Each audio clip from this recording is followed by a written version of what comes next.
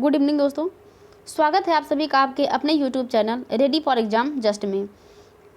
आज हम पढ़ेंगे बायोलॉजी में कौन कौन से प्रश्न पूछे गए हैं यूपी ट्रिपल एससी के द्वारा। ये सुपर फास्ट जो रिवीजन सीरीज चल रही थी जिसमें रिवीजन कर रहे थे जो पिछली परीक्षाओं में यूपी ट्रिपल एससी ने प्रश्न पूछे हुए हैं। तो आज जो हम प्रश्न देखेंगे वो बायोलॉजी से संबंधित है। आज क्लास थोड़ी सी बड़ी हो सकती है क्योंकि बायोलॉजी से पूछे जाने वाले जो प्रश्नों की संख्या वो ज़्यादा होती है। तो अगर हम देखें साइंस में तो साइंस में फिजिक्स, केमिस्ट्री और बायोलॉजी होती है।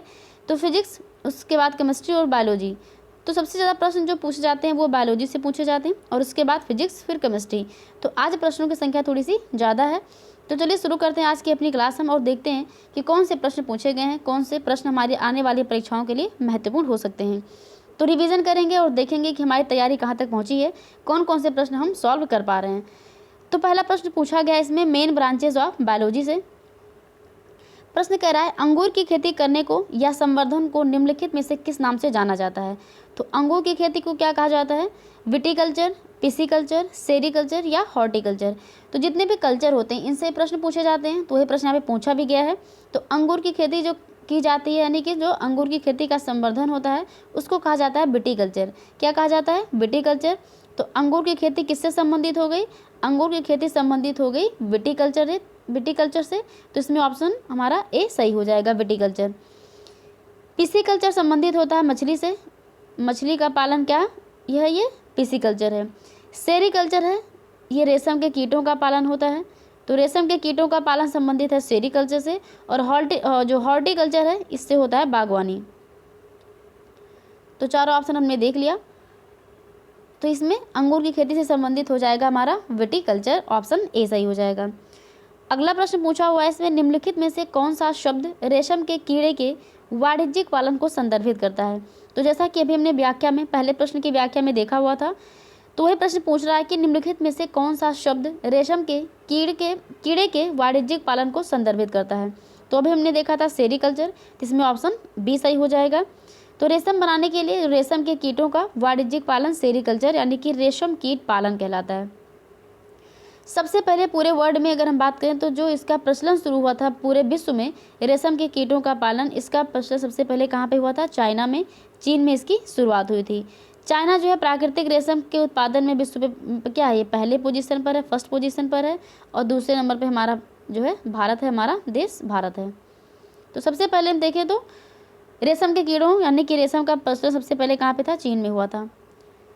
अगला प्रश्न पूछा हुआ है ऑर्निथोलॉजी का संबंध किससे है। तो ऑर्निथोलॉजी का संबंध किससे होता है? हड्डियों से, आभूषणों से, पक्षियों से या फिर धातुओं से। तो ऑर्निथोलॉजी का संबंध होता है पक्षियों से, इसमें ऑप्शन बी सही हो जाएगा। तो ऑर्निथोलॉजी क्या होती है? यानी कि जीव विज्ञान की वो शाखा जिसके अंतर्गत पक्षियों का अध्ययन किया जाता है, जिसके अंतर्गत पक्षियों का अध्ययन करते हैं उसको हम कहते हैं ऑर्निथोलॉजी। तो ऑर्निथोलॉजी संबंधित हो जाएगी पक्षियों से, इसमें ऑप्शन बी सही हो जाएगा। सिस्मोलॉजी, इसके अंदर भूकंप का अध्ययन किया जाता है। और फाइकोलॉजी में शैवालों का अध्ययन किया जाता है। तो शैवालों का अध्ययन संबंधित है किससे? फाइकोलॉजी से। सिस्मोलॉजी संबंधित है भूकंपों का अध्ययन। एंटोमोलॉजी का संबंध किससे है? तो एंटोमोलॉजी का संबंध होता है कीटों से। इसमें क्वेश्चन नंबर 4 में ऑप्शन सी सही हो जाएगा। तो एंटोमोलॉजी का संबंध किससे हो जाएगा? ऑप्शन सी यानी कि कीट से।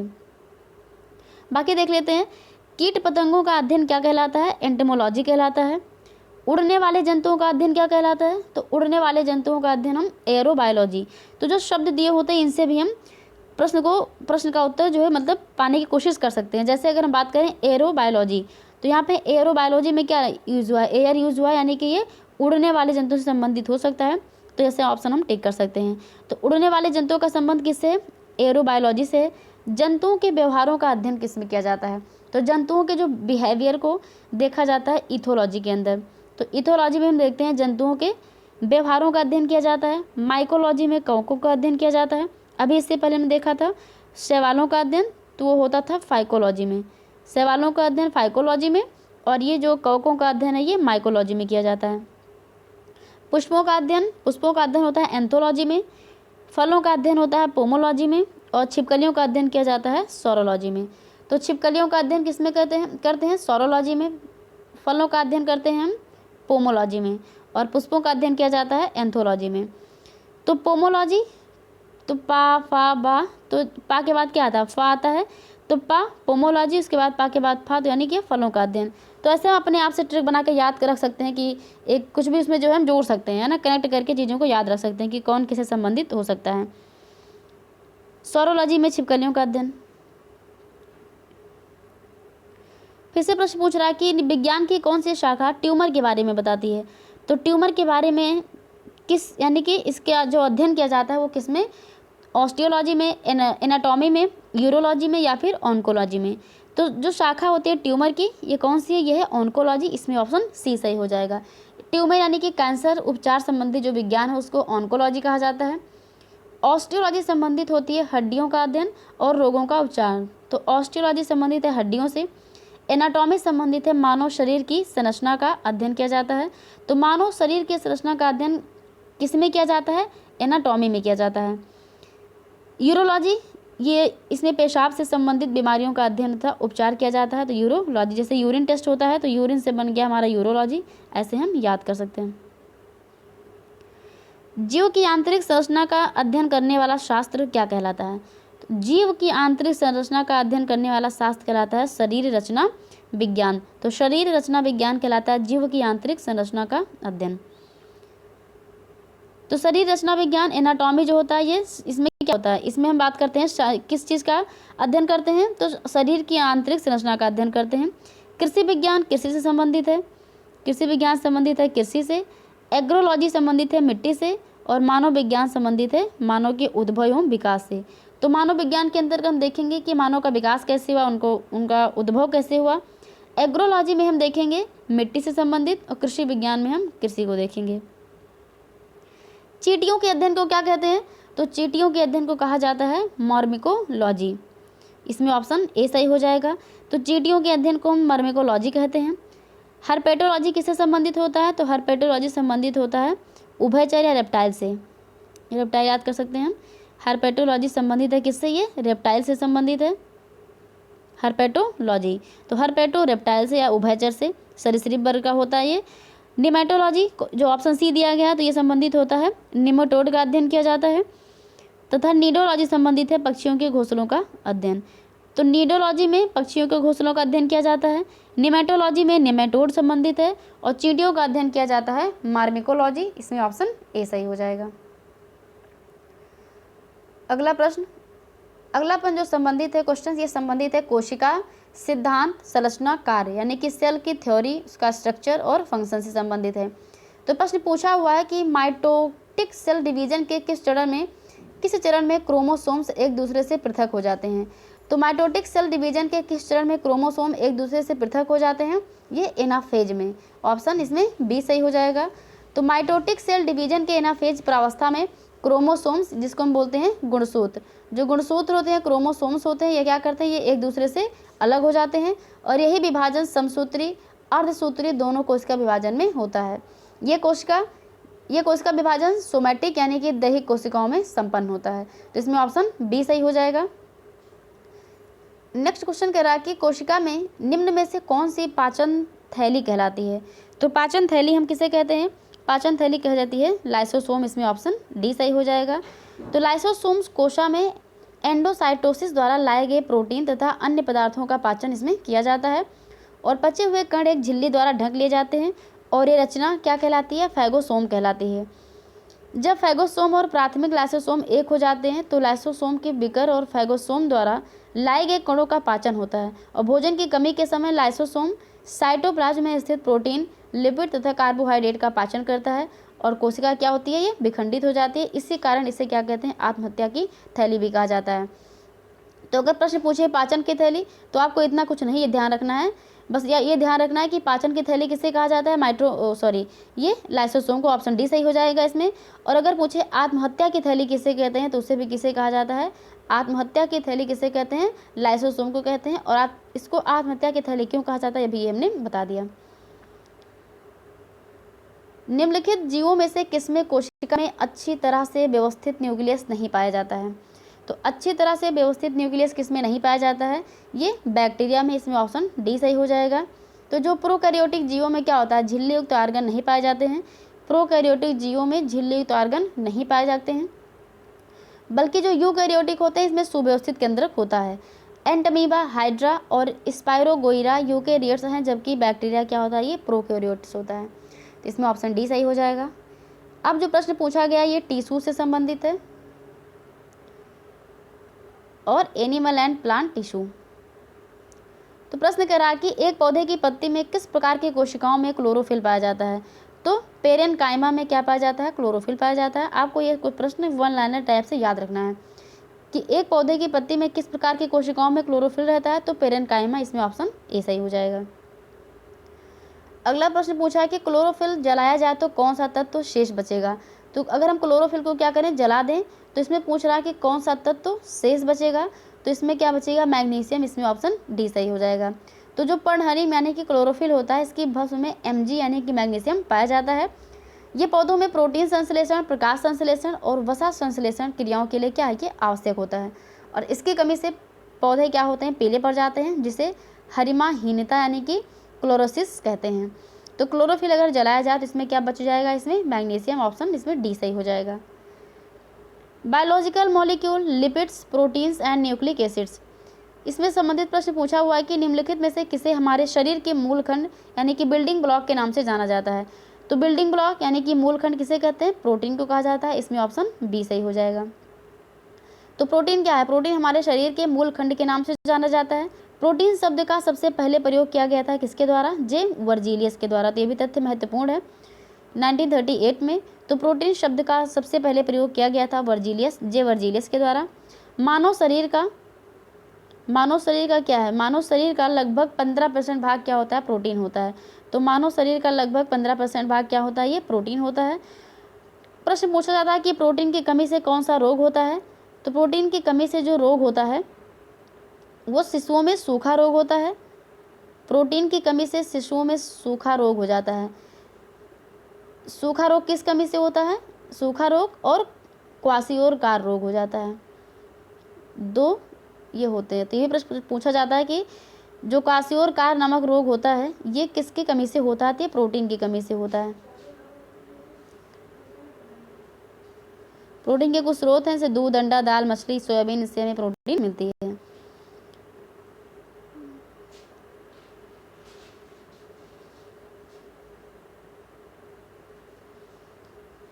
प्रश्न कह रहा है कि पर्याप्त मात्रा में कार्बोहाइड्रेट प्राप्त करने के लिए व्यक्ति को पर्याप्त मात्रा में क्या खाना चाहिए। पर्याप्त मात्रा का मतलब होता है जितना हमारे शरीर को ज़रूरत है। तो ज़रूरत को पूरा करने के लिए कितना कार्बोहाइड्रेट प्राप्त करना है, इसके लिए हमको क्या खाना चाहिए। तो चावल को, यानी कि इसमें ऑप्शन बी सही हो जाएगा। चावल में क्या पाया जाता है, इसमें कार्बोहाइड्रेट पाया जाता है। तो इसमें ऑप्शन बी सही हो जाएगा। दो या दो से अधिक लोकाय के एलीलों के बीच अंतःक्रिया को इस प्रकार जाना जाता है, तो इसको बोलते हैं एपिस्टाइसिस। इसमें ऑप्शन सी सही हो जाएगा, एपिस्टाइसिस कहा जाता है। अनुलेखन मतलब होता है ट्रांसक्रिप्शन। इसके दौरान डीएनए का वो स्थान जहां आरएनए पॉलीमरेज जुड़ता है क्या कहलाता है। तो जहां जो डीएनए का वो स्थान जहां पे आरएनए पॉलीमरेज जुड़ता है उसको क्या कहते हैं, रिसेप्टर, इन्हेंसर, प्रोमोटर या रेगुलेटर। किसको कहा जाता है, प्रोमोटर। इसमें ऑप्शन सी सही हो जाएगा। तो अनुलेखन यानी कि ट्रांसक्रिप्शन के दौरान डीएनए का वो पार्ट जहाँ पे आरएनए क्या होता है, पॉलीमरेज से जुड़ता है, उसको हम कहते हैं प्रोमोटर। क्या कहा जाता है, प्रोमोटर कहा जाता है। जेनेटिक संबंधित प्रश्न पूछा गया है कि एक अनिषेचित मानव अंडे में सामान्यतः क्या होता है। तो इसमें एक एक्स क्रोमोसोम पाया जाता है। तो इसमें ऑप्शन ए सही हो जाएगा। सामान्यतः अनिषेचित मानव अंडे में एक एक्स क्रोमोसोम होते हैं। मानव में कितने जोड़ी गुणसूत्र पाए जाते हैं, तो इसमें 23 जोड़ी होते हैं, और वैसे तो 46। तो जोड़ी में 23 जोड़ी गुणसूत्र पाए जाते हैं, यानी कि 23 जोड़ी क्रोमोसोम्स पाए जाते हैं। इनमें 22 जोड़े समान अलिंगी गुणसूत्र ऑटोसोम्स होते हैं, और एक जोड़ी यानी कि जो 23वां होता है वो क्या होता है, असमान लिंगी गुणसूत्र यानी कि हेट्रोसोम्स होता है। मानव शरीर में लिंग निर्धारण के लिए हेट्रोसोम उत्तरदायी होते हैं। तो अगर प्रश्न पूछे कि कौन सा जो है लिंग मानव में लिंग निर्धारण के लिए, तो हेट्रोसोम्स उत्तरदायी होते हैं। नर में ये XY मादा होता है, और मादा में ये मानव में ये XY होता है, और मादा में ये XX होते हैं। तो इसमें ऑप्शन ए सही हो जाएगा कि एक अनिषेचित मानव अंडे में सामान्यतः एक क्रोमोसोम पाया जाता है। हसिया कोशिका रक्ताल्पता यानी कि सिकल सेल एनीमिया, इस नाम से ज़्यादा प्रश्न पूछा जाता है। ये सिकल सेल एनीमिया किसके कारण होता है? तो ये हीमोग्लोबिन के असामान्य स्तरों के कारण होता है। तो सिकल सेल एनीमिया ये एक क्या है? ये आनुवांशिक रक्त रोग होता है। इसमें जो लाल रक्त कोशिकाएं हैं, आरबीसी होती हैं, इसमें सामान्य हीमोग्लोबिन के स्थान पर क्या होता है? असामान्य हीमोग्लोबिन होने के कारण लाल रक्त कोशिकाएं ऑक्सीजन के द्वारा हाशिए का आकार धारण कर लेती हैं और इसे सिकल सेल एनीमिया में माता व पिता में से कोई एक बीमारी का वाहक होता है।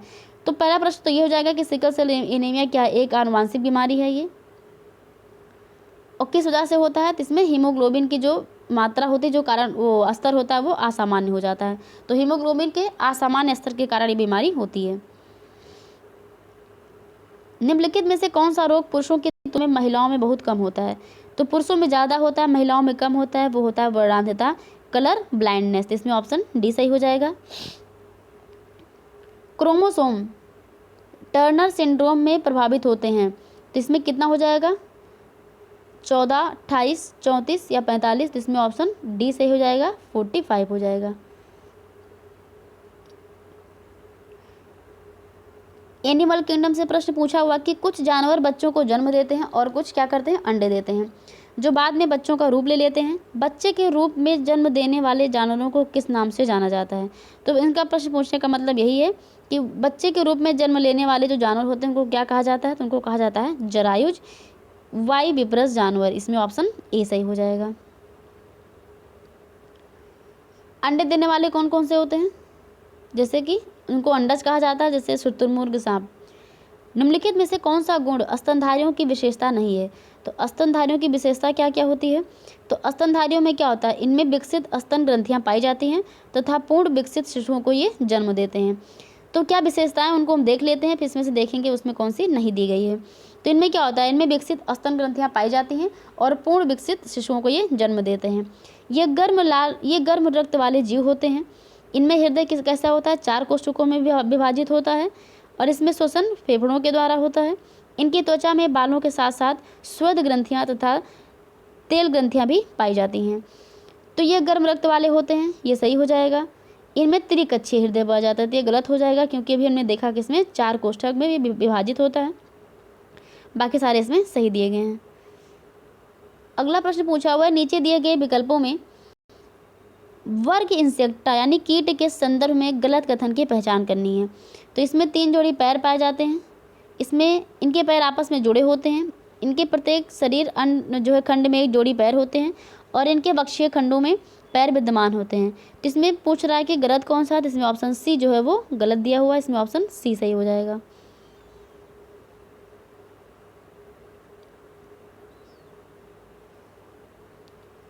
निम्नलिखित में से कौन सा एक कूटपाट यानी कि फाल्स फीट है जिससे अमीबा अपने भोजन को निगलता है? तो यह है स्यूडोपोडिया। इसमें ऑप्शन बी सही हो जाएगा।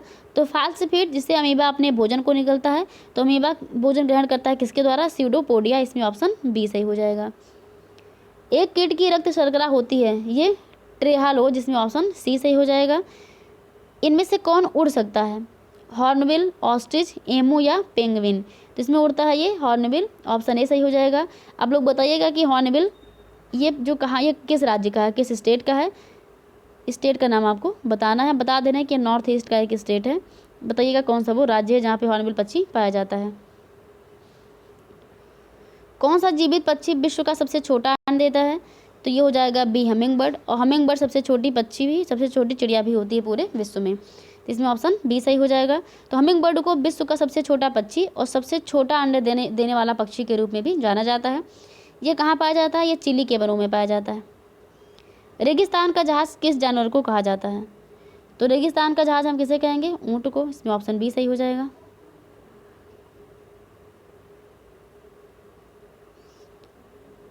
निम्नलिखित में से कौन संसार में सबसे अधिक तीव्रता से काटता है? तो पनामा की दीमक। इसमें ऑप्शन बी सही हो जाएगा। संसार में सबसे अधिक तीव्रता से काटने वाला जंतु पनामा की दीमक है। निम्नलिखित पशुओं में से कौन सा पशु स्तनपायी प्राणी समूह का नहीं है? तो कंगारू, स्केलोयोडोन, हिप्पोपोटामस या व्हेल? तो कौन सा पशु स्तनपायी प्राणी का नहीं है? तो स्तनपायी की अभी क्या क्या विशेषताएं हमने देखी थी, ये ऑप्शन बी यानी कि स्केलोयोडोन में नहीं पाई जाती। इसमें ऑप्शन बी सही हो जाएगा। एक ही समय दोनों तरफ कौन सा प्राणी देख सकता है? एक ही समय देखने वाला गिरगिट है, ऑप्शन इसमें ए सही हो जाएगा। तो गिरगिट सरीसृप परिवार यानी कैमिलियोरिडी का एक सदस्य है। गिरगिट पेड़ों पर रहने वाली छिपकलियां जो प्रायः अपने शरीर के रंग बदलने की क्षमता, युग्मित अंगुलिकाओं, अग्रदंतमाला और एक लंबी पतली तथा फैल सकने वाली जीभ के लिए जानी जाती है। गिरगिट एक समय में दोनों तरफ देख सकता है। केंचुए का उत्सर्जी अंग कौन सा होता है? तो केंचुए का उत्सर्जी अंग, तो ये नेफ्रीडिया हो जाएगा। ये प्रश्न कई बार पूछा हुआ है। तो केंचुए का उत्सर्जी अंग होता है नेफ्रीडिया, इसमें ऑप्शन बी सही हो जाएगा। अधिकांश कीट किस प्रकार श्वास लेते हैं? तो अधिकांश कीट ट्रेकिया प्रणाली यानी ऑप्शन डी इसमें सही हो जाएगा। तो अधिकांश कीट श्वास लेते हैं ट्रेकिया प्रणाली के द्वारा, ऑप्शन डी इसमें सही हो जाएगा।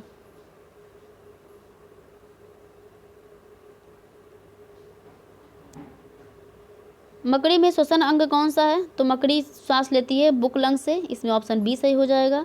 तो मकड़ी तथा कीटों में धागे के समान मैलपीधी नलिकाएं यानी कि बुक लंग्स उत्सर्जन अंग है जो मध्यांतर व पश्चांत के जोड़ पर स्थित होती है और ये नाइट्रोजनीय अपशिष्ट पदार्थों को यूरिक एसिड के यूरेट के रूप में उत्सर्जित करती है, तो इसमें ऑप्शन बी सही हो जाएगा। मकड़ी में श्वसन अंग कौन सा है? Book lungs, option B. वयस्क बिल्ली के कुल कितने दांत होते हैं? तो वयस्क बिल्ली में कुल 30 दांत होते हैं, इसमें ऑप्शन सी सही हो जाएगा। अगर प्रश्न पूछे कि अवयस्क बिल्ली में, तो इसमें 26 दांत होते हैं। बिल्लियां कैसी हैं? मांसाहारी होती हैं, ये मांस खाने के लिए ही विकसित हुए हैं। अब हम देखेंगे प्रश्न पूछा हुआ ह्यूमन बॉडी से, तो इसमें ह्यूमन बॉडी में सबसे पहला जो पार्ट है वो है डाइजेस्टिव सिस्टम, यानी कि पाचन तंत्र से कौन कौन से प्रश्न पूछे गए हैं। तो निम्नलिखित में से किस जानवर की लघु छोटी आंत होती है? लघु छोटी आंत जो है लघु होती है। प्रश्न पूछने का मतलब ये है कि छोटी आंत बड़ी आंत दो आंतें होती हैं, तो लघु छोटी आंत किस में होती है? ये ऑप्शन बी शेर में पाई जाती है। तो आंतों की लंबाई के आधार पर मांसाहारी जंतुओं में शाकाहारी जंतुओं की अपेक्षा बहुत छोटी आंत होती है, यानी कि जो मांसाहारी होती है उनकी आंत छोटी होती है इन कंपैरिजन टू जो शाकाहारी होते हैं। जैसे शेर, बाघ, चीता। सबसे लंबी आंत किस में पाई जाती है? तो मनुष्यों में पाई जाती है। हम लोगों में सबसे लंबी आंतें पाई जाती हैं।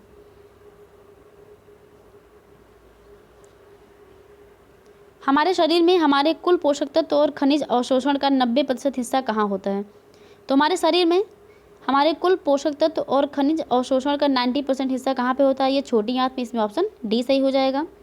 छोटी आंत आमाशय के पीछे उदर गुहा के अधिकांश भाग को घेरे 6 मीटर लंबी और 2.5 सेंटीमीटर अत्यधिक कुंडलित जो है नलिका होती है छोटी आंत।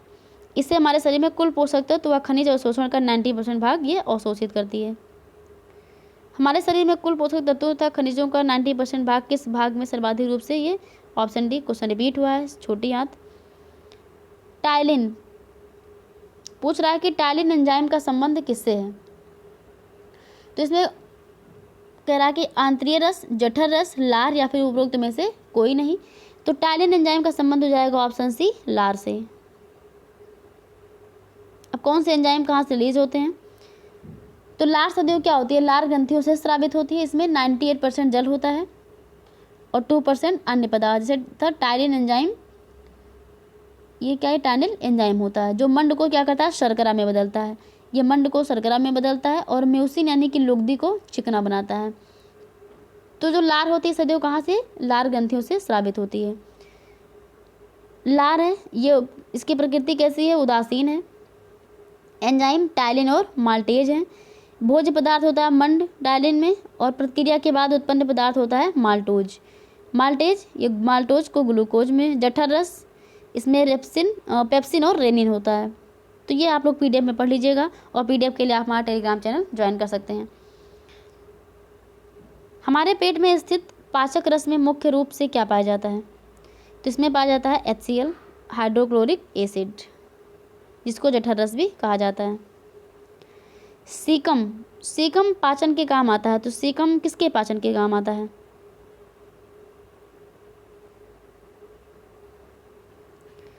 तो ये काम आता है किसके? सेलुलोज के। इसमें ऑप्शन सा से सीकम, सा से सेलुलोज। सीकम सेलुलोज पाचन के काम में आता है, ऑप्शन इसमें सी सही हो जाएगा। कौन सा अंग वसा को तोड़कर कोलेस्ट्रॉल बनाता है? तो वसा को तोड़कर कोलेस्ट्रॉल बनाने वाला कौन सा अंग है? ये यकृत है, इसमें ऑप्शन बी सही हो जाएगा।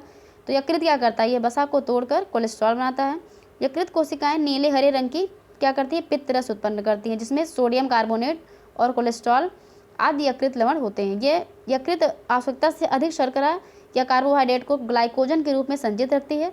यकृत में विटामिन B12, विटामिन ए और विटामिन डी, लोहा, तांबा क्या होता है, ये संचित रहता है। मनुष्यों में अग्र चवर्णक दांतों का चवर्णक दांतों के साथ क्या अनुपात है, तो इसका 2:3 का अनुपात है। इसमें ऑप्शन ए सही हो जाएगा। देखिए, जो ब्यूकल कैविटी होती है यानी कि मुख गुहा होती है, इसमें मुख के ऊपरी तथा निचले दोनों जबड़ों में दांतों की एक एक पंक्ति पाई जाती है। मनुष्य के दांत गर्दंती, द्विबार दंती, विषम दंती, जबकि व्यक्ति के जबड़े में 16 दांत ऊपरी भाग में और 16 क्या होते हैं, निचले, कुल 32 दांत होते हैं। प्रत्येक और 2 कृंतक होता है, 1 रत्नक होता है, 2 अग्र चवर्णक और 3 चवर्णक पाए जाते हैं। तो इनका रेशियो होता है 2:3 का। मनुष्य के शरीर का सबसे कठोर भाग क्या होता है, इनेमल होता है। तो मनुष्य के शरीर का सबसे कठोर भाग इनेमल, ये दांत के ऊपरी सिरे पर पाया जाता है। ये दांत को क्या करता है, सुरक्षा प्रदान करता है। निम्नलिखित में से कौन सा विकल्प शरीर का सबसे बड़ा आंतरिक अंग है? सबसे बड़ा आंतरिक अंग जिगर होता है, जिगरा, यकृत, लीवर। मानो शरीर का सबसे बड़ा आंतरिक भाग है, ये आपके शरीर के दाईं ओर पसलियों के नीचे होता है। यकृत शरीर का एक बहुत ही आवश्यक अंग है, क्योंकि क्या करता है, ये शरीर में प्रवेश करने वाले रसायनों और अन्य पदार्थों को छानकर साफ करता है। इसका वजन लगभग 1.5 से 2 किलोग्राम होता है। यकृत द्वारा ही पित्त स्रावित होता है, पाचन में मदद करता है, रक्त और कई प्रकार के प्रोटीन के उत्पादन में ये मदद करता है। प्रश्न कह रहा है कि किस अंग के भीतर पित्ताशय स्थित होता है, तो ये अभी देखा हमने, ऑप्शन बी इसमें सही हो जाएगा, यकृत में होता है। अब प्रश्न पूछ रहा है कि बार बार आगे पीछे हो जा रहा है, भोजन को चबाने वाले दांत कौन से प्रकार के होते हैं? तो कौन से दांत है जो भोजन को चबाते हैं? चबाने वाला काम कौन सा दांत करता है? ये चवर्णक करता है। ऑप्शन ए इसमें सही हो जाएगा। निम्नलिखित अंगों में से कौन सा अंग पित्त रस का स्राव करता है? यकृत। ऑप्शन डी का बार बार प्रश्न पूछा हुआ है ये। अब प्रश्न पूछ रहा है ब्लड सर्कुलेटरी सिस्टम से, यानी कि रुधिर परिसंचरण तंत्र से। तो रक्त लाल दिखाई देने का कारण क्या होता है? तो रक्त जो लाल क्यों दिखाई देता है? ये हीमोग्लोबिन की, ऑप्शन इसमें डी सही हो जाएगा। हीमोग्लोबिन की कमी से कौन सा रोग होता है? जिसकी कमी से हो जाता है एनीमिया रोग। एनीमिया रोग होता है हीमोग्लोबिन की कमी से। हीमोग्लोबिन लाल रक्त कोशिकाओं के अंदर का एक प्रोटीन है और ये निम्नलिखित में से किसका वहन करता है? तो हीमोग्लोबिन क्या करता है? ये हमारे शरीर में ऑक्सीजन को ले जाता है। ऑप्शन ए इसमें सही हो जाएगा। ये ऑक्सीजन का परिवहन करता है। प्रश्न पूछ रहा है कि रक्त किस माध्यम से, यानी किसके माध्यम से गुर्दे में प्रवेश करता है? किडनी में ब्लड किसके माध्यम से प्रवेश करता है? तो ये वृक्क धमनी, इसमें ऑप्शन बी सही हो जाएगा। लाल रक्त कणिकाएं शरीर के किस भाग में बनती हैं? तो ये अस्थि मज्जा में बनती है, इसमें ऑप्शन बी सही हो जाएगा। आरबीसी का मृत्यु यकृत तथा प्लीहा में होती है। तो ये आरबीसी की मृत्यु कहाँ पे होती है? प्लीहा में। प्लीहा को क्या कहते हैं? रक्त का कब्रिस्तान भी कहा जाता है। इसकी जीवन अवधि कितनी होती है? लगभग 100 से 120 दिन की होती है। और एक स्वस्थ मनुष्य के शरीर में रक्त लगभग कितना होता है? 4 से 5 लीटर होता है। सामान्य मनुष्य में रक्त के प्रति 100 क्यूबिक सेंटीमीटर में हीमोग्लोबिन की मात्रा कितनी होती है? तो 14 से 15.6 ग्राम, इसमें ऑप्शन बी सही हो जाएगा। तो हीमोग्लोबिन क्या होता है? ये एक प्रोटीन है, ये मानव रक्त में पाया जाता है और इसमें रासायनिक संयोजन में ग्लोबिन नामक प्रोटीन हीम नामक लाल रंग के पदार्थ से जुड़ा होता है। रुधिर का जो लाल रंग होता है ये हीम के कारण होता है। हीम के वलय में केंद्रीय भाग क्या होता है? लोहा लौह होता है। जो सामान्य व्यक्ति में हीमोग्लोबिन की औसत मात्रा 15.6 ग्राम पर 100 क्यूबिक सेंटीमीटर रुधिर होती है तथा ये शरीर में गैसों के परिवहन का कार्य करता है। सर्वग्राही कौन सा रक्त समूह है? अभी ये पूछा गया था सप्लाई इंस्पेक्टर में, सर्वदाता या सर्वग्राही पूछा गया था। तो इसमें सर्वदाता कौन सा होता है और सर्वग्राही कौन सा होता है? प्रश्न कहाँ गया?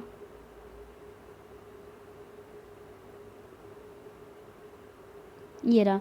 तो सर्वग्राही कौन सा रक्त समूह है? तो सर्वग्राही होता है ऑप्शन सी, यानी कि ए बी, और सर्वदाता होता है ओ। ये क्या होता है? ये डोनर होता है। ये क्या है? ये डोनर है। तो प्रतिजन एवं प्रतिजैविक, एंटीजन और एंटीबॉडी तो एंटीजन क्या होता है, एक प्रकार का प्रोटीन होता है। ये क्या होता है, आरबीसी की सतह यानी कि कोशिका कला पर पाए जाते हैं। इनमें जो प्रतिजन होता है ग्लाइकोप्रोटीन होते हैं और ये पीढ़ी दर पीढ़ी वंशानुगत होते हैं। ये दो प्रकार के होते हैं, प्रतिजन ए और प्रतिजन बी। रुधिर के प्लाज्मा में एक अन्य प्रकार की प्रोटीन इम्यूनोग्लोब्यूटिन उपस्थित होती है, जिसे प्रतिजैविक कहा जाता है। प्रतिजन एवं प्रतिजैविक के आधार पर रुधिर को 4 में समूह में बांटते हैं। समूह ए होता है, समूह ए, यहाँ से प्रश्न बनते हैं तो ध्यान से देखिएगा इसको। इसमें जो समूह ए पूछा जाता है ये है रक्त समूह ए की खोज किसने किया था, ये किया था कार्ल लैंडस्टीनर ने। इसमें एंटीजन ए और एंटीबॉडी इसमें स्मॉल बी होता है। समूह बी जो होता है यानी कि ब्लड ग्रुप, ये ए हो गया, ये बी हो गया, तो समूह बी की खोज की थी भी वही कार्ल लैंडस्टीनर ने, और इसमें एंटीजन बी होता है, एंटीबॉडी स्मॉल ए होता है। ए बी जो होता है इसमें एंटीबॉडी अनुपस्थित होती है। तो किसमें एंटीबॉडी नहीं पाया जाता, एंटीबॉडी रक्त समूह ए बी में नहीं पाया जाता है। किसमें एंटीजन नहीं पाया जाता, तो ओ में एंटीजन नहीं पाया जाता। तो ओ में एंटीजन नहीं पाया जाता, इसीलिए क्या होता है, ये डोनर होता है। और ए बी जो होता है इसमें क्या नहीं पाया जाता, ए बी में एंटीबॉडी नहीं पाई जाती, इसलिए क्या ये सर्वग्राही है। ये मानवीय शरीर में रक्त संचार कैसे होता है, इसकी खोज करने वाला प्रथम व्यक्ति कौन था, ये थे विलियम हॉर्वे। इसमें ऑप्शन सी सही हो जाएगा। तो मनुष्य में रुधिर परिसंचरण तंत्र की खोज विलियम हॉर्वे ने की थी, और इस तंत्र में मुख्य संवहनी पदार्थ क्या होता है, रुधिर या फिर रक्त होता है। तो इसमें ऑप्शन सी सही हो जाएगा। रक्तचाप किस पर निर्भर करता है, रक्तचाप निर्भर करता है सिस्टोलिक बल पर, हृदय निर्गम पर और परिधीय प्रतिरोध पर। तो इसमें तीनों सही हो जाएगा, ऑप्शन डी सही हो जाएगा। तो रक्तचाप सामान्यतः सिस्टोलिक बल, हृदय निर्गम, परिधीय प्रतिरोध पर निर्भर करता है। सिस्टोलिक प्रेशर पर निर्भर करता है रक्तदाब। मनुष्य का जो औसत होता है रक्तदाब होता है वो 120/80। रक्त का पीएच कितना होता है, तो ये क्षारीय होता है। अगर प्रश्न पूछे कि अम्लीय है कि क्षारीय, तो ये क्या होता है, क्षारीय, यानी कि सेवन के अगर ऊपर है, सेवन से ऊपर है तो क्या होता है, इसके ऊपर क्षारीय होता है और इसके नीचे क्या होता है, इसके नीचे अम्लीय होता है। तो ब्लड का जो पीएच है वो कितना होता है, 7.4 होता है। तो 7.4 है, इसका मतलब ब्लड क्या है, ये क्षारीय, इसकी प्रकृति कैसी है, ये क्षारीय प्रकृति का है। और 7 से अगर ऊपर है तो क्षारीय और 7 से नीचे है तो अम्लीय होता है। तो रुधिर का पीएच कितना होता है, 7.3 से 7.5 के बीच में। इसमें ऑप्शन डी सही हो जाएगा। रक्त का पीएच मान कितना होता है, बार बार प्रश्न रिपीट हो रहा है, ऑप्शन सी इसमें सही हो जाएगा। रक्त क्या है, रक्त एक क्षारीय है, वो एक प्रश्न यहाँ पे पूछ रहा है। मानव प्लीहा को नियंत्रित करता है, तो मानव प्लीहा को रक्त आयतन, ऑप्शन इसमें ए सही हो जाएगा। मनुष्यों में प्लीहा का रंग कैसा होता है, बैंगनी होता है। तो मनुष्यों में जो प्लीहा का रंग होता है वो बैंगनी होता है। मनुष्य में लाल जो रुधिराणु होता है उसका जीवन काल कितना होता है, तो इसका जीवन काल 120 दिन। इसमें ऑप्शन सी सही हो जाएगा। तो लाल जो रुधिराणुओं में उपस्थिति प्रतिजनों के आधार पर लैंडस्टीनर ने मानव रक्त को 4 श्रेणियों में बांटा था। इन्हें क्या कहते हैं, रुधिर वर्ग कहा जाता है। जो आरबीसी होता है, आरबीसी का जीवन काल होता है 120 दिन का, और जो डब्ल्यूबीसी होता है श्वेत, इसका होता है 2 से 5 दिन का। निम्नलिखित में से किसकी सहायता से रक्त द्वारा ऑक्सीजन ले जाई जाती है, तो ये ऑप्शन ए लोहित कोशिकाओं के द्वारा, ऑप्शन ए सही हो जाएगा। देखिए सारे प्रश्नों को, इसमें जितने प्रश्न पूछे गए हैं बायोलॉजी से संबंधित उन सारे प्रश्नों को हमने समाहित किया हुआ है। काफ़ी मेहनत से वीडियो बना रहे हैं आप लोग, इसको देखिए, इसको शेयर कीजिए, लाइक कीजिए, और आपको 100% सवाल यहीं से ही मिलेंगे, चाहे वो वीडियो का परीक्षा हो या फिर पेट का एग्जाम हो। तो अगर प्रश्न पूछे जाएंगे तो जो भी इसमें व्याख्या दी हुई है या फिर जो प्रश्न है वो रिपीट हो रहे हैं, तो आपको प्रश्न इसी क्लास से आपको प्रश्न मिलेंगे। आप 1 घंटे में, लगभग 3 घंटे में आपका साइंस तैयार हो जाएगा पूरा। इसमें 1 घंटे क्लास आज लगभग होगी, जिसमें बायोलॉजी कवर हो जाएगी। इससे पहले हमने फिजिक्स का लिया हुआ है, लगभग आधे घंटे की क्लास है, वो भी है। इसके बाद हम केमिस्ट्री की क्लास लेंगे। तो केमिस्ट्री में कौन कौन से प्रश्न पूछे गए उनको देखेंगे।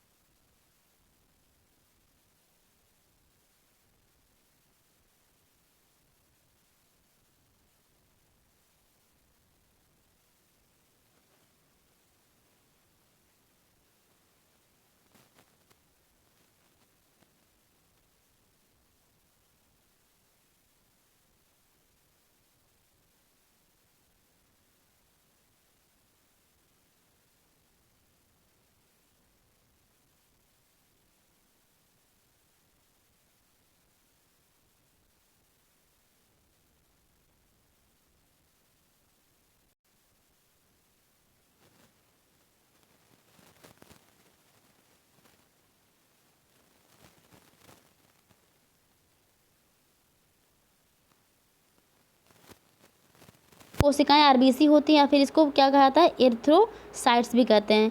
ये छोटी, चपटी, गोल तथा उभयतल होती हैं। इनमें केंद्रक नहीं पाया जाता। ऊंट और लामा को छोड़ करके एक स्वस्थ वयस्क मनुष्य के शरीर में लगभग 4.6 से 6.2 मिलियन प्रति घन मिलीमीटर तक होती है। इनका जीवन काल 80 से 120 दिन का होता है। मानव हृदय का सबसे बड़ा और सबसे मजबूत कक्ष कौन सा होता है? ये बायां निलय होता है। इसमें ऑप्शन बी सही हो जाएगा। उपवास के बाद रक्त शर्करा का स्तर कितना होने की स्थिति को प्री डायबिटीज़ माना जाता है? तो ये लगभग 100 से 125। इसमें ऑप्शन सी सही हो जाएगा। रक्त में श्वेत रक्त कोशिकाओं की सामान्य संख्या कितना होती है? तो ये होती है 4.5 से 10। इसमें ऑप्शन बी सही हो जाएगा। WBC इनका जो दिन होता है वो कितना होता है? जीवन औसत काल ये 2 से 5 दिन होता है। रक्त स्कंदन विकार किसकी कमी के कारण होता है? तो कमी होती है फ्लीक्विनोन की। इसमें ऑप्शन बी सही हो जाएगा। तो रक्त स्कंदन विकार जो होता है ये फ्लीक्विनोन की कमी के कारण होता है। रक्त स्कंदन क्या होता है? रक्त की वो प्रक्रिया होती है जिसके द्वारा वो द्रव की अवस्था से अर्ध ठोस अवस्था में चला जाता है, यानी कि लिक्विड से क्या होता है, ये सेमी सॉलिड में पहुंच जाता है स्कंदन के लिए। और क्या होता है, एक थक्का बन जाता है। तो स्कंदन के लिए रक्त के बिंबाणु यानी कि जो प्लेटलेट्स होते हैं सक्रिय होकर एक दूसरे से चिपकने लगते हैं और साथ साथ फाइब्रिन भी जमा हो जाता है। तो यदि स्कंदन ठीक ना हो तो घाव से रक्त बहता रहता है, जो प्राणी के लिए बहुत ही हानिकारक हो सकता है और इससे व्यक्ति की मृत्यु भी हो सकती है। मनुष्य के किस अंग में कोरोनरी धमनी विद्यमान होती है? तो ये हृदय में। इसमें ऑप्शन बी सही हो जाएगा। वह तत्व जो रक्त में नहीं पाया जाता, वह तत्व जो रक्त में नहीं पाया जाता उसको क्या कहते हैं? तो वह तत्व जो रक्त में नहीं पाया जाता उसको कहते हैं क्रोमियम। इसमें ऑप्शन सी सही हो जाएगा।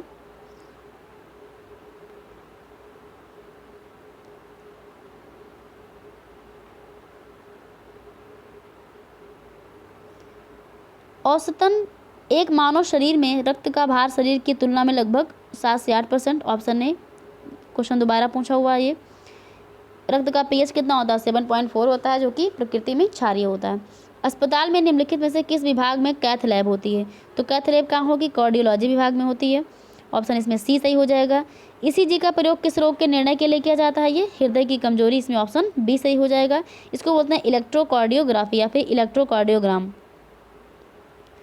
रेस्पिरेटरी सिस्टम से प्रश्न पूछा गया है, निम्नलिखित में से कौन सा हृदय की धड़कन और श्वसन को नियंत्रित करता है? तो मेडुला ऑब्लांगेटा करता है। ऑप्शन ए इसमें सही हो जाएगा। मेडुला ऑब्लांगेटा के द्वारा क्या किया जाता है? इसके द्वारा हृदय की धड़कन और श्वसन को नियंत्रित किया जाता है।